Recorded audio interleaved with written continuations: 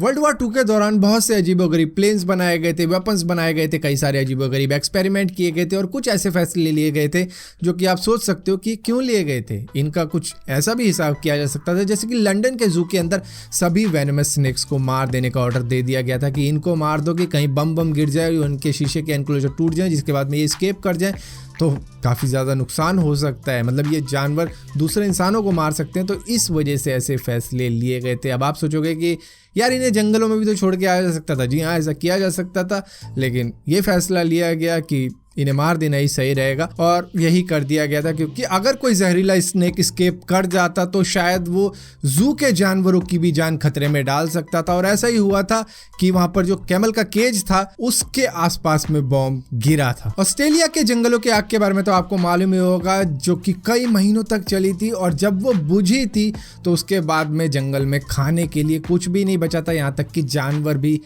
अपनी जान गवा बैठे थे। तो यहाँ पर जितने भी जानवर बचे थे जो कि शाकाहारी थे, जैसे कि कंगारू होता है या फिर खरगोश होता है या फिर इसी तरीके के कई जो जानवर थे, उनको खाने के लाले पड़ गए थे, क्योंकि अब वहाँ पे कुछ भी हरा भरा नहीं था, सब कुछ काला हो चुका था। और अगर उगता भी कुछ ना कुछ घासे वासे पेड़ वगैरह बारिश की वजह से, तो उसमें टाइम लगता है, जिसकी वजह से ऑस्ट्रेलिया की गवर्नमेंट ने यह फैसला लिया था कि सभी जानवरों के लिए यहाँ पर खाने की चीजें आसमान से हेलीकॉप्टर के जरिए डाली जाएगी, जहाँ पर काफी सारा गाजर डाला गया था और स्वीट पोटैटो, जिसको हम शकरकंडी भी कहते हैं, वो डाली गई थी पूरे के पूरे जंगलों में, ताकि खाने की कमी ना रहे इन जानवरों को। बोतल का पानी तो हम सभी पीते हैं जब भी बाहर कहीं जाते हैं, क्योंकि वहां पर घर का पानी तो मिलने वाला नहीं है। लेकिन आपको मालूम है कितना ज्यादा एक्सपेंसिव होता है? ये बहुत ज़्यादा एक्सपेंसिव होता है, ऐसे नहीं समझ में आएगा। दरअसल 20 रुपए की अगर एक बोतल हम पीते हैं और अगर हम इसी को पूरे साल से कंपेयर करें, जहाँ पर हम एक दिन में 8 गिलास पानी पिए, जो कि कहा जाता है कि 8 गिलास पानी पीना चाहिए,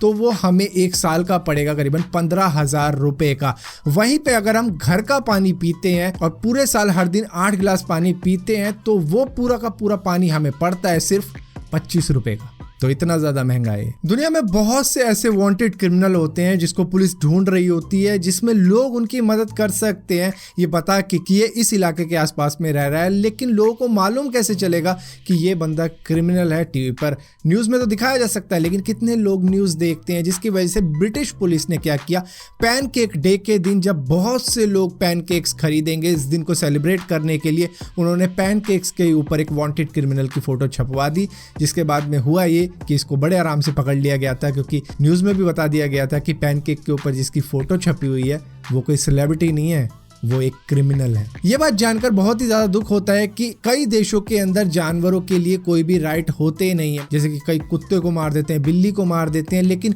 स्पेन के अंदर कुत्ते, बिल्ली और इंसानों के सेम राइट होते हैं। वहां पर अगर कोई इंसान को मारने की कोशिश करता है तो उसके खिलाफ FIR लॉन्च होती है और उसको वही सजा मिलती है जो कि उसको तब मिलेगी जब वो किसी कुत्ते को मारने की कोशिश करेगा या किसी बिल्ली को मारने की कोशिश करेगा। और इसी तरीके से अगर जानवरों की बात की गई है तो यहाँ पर US के अंदर अगर कोई टर्टल पे बैठने की कोशिश करता है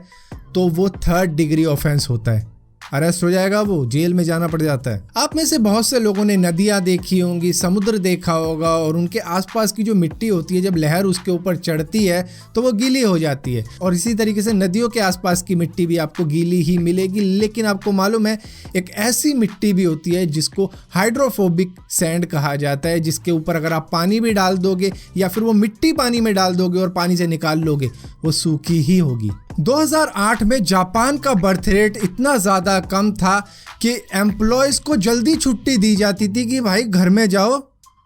कुछ करो।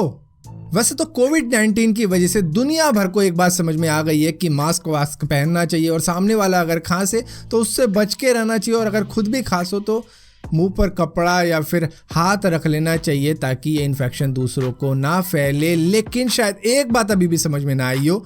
कि अपने जन्मदिन के दिन केक की मोमबत्तियों पर फूंक नहीं मारनी चाहिए, क्योंकि इससे चांसेस है कि आप अपने अंदर के बैक्टीरिया को केक में डाल रहे हो और केक में डाल के दूसरों को भी वो बैक्टीरिया बांट रहे हो, और शायद उनका इम्यून सिस्टम इतना ज़्यादा मजबूत नहीं है कि वो उस बैक्टीरिया से लड़ सके और आने वाले वक्त में कोई बीमारी उनके शरीर में बन जाए सिर्फ इस बैक्टीरिया या वायरस की वजह से, जो कि हमने केक पर फूंक मार के छिड़क दिया है और उसके बाद में उसे बांट रहे हैं कि ले तू भी खा, ले तू भी खा। तो इससे अच्छा तो यही है कि भैया किसी के फूंक मारे हुए केक को मत खाओ, या फिर उसे मना कर दो, या फिर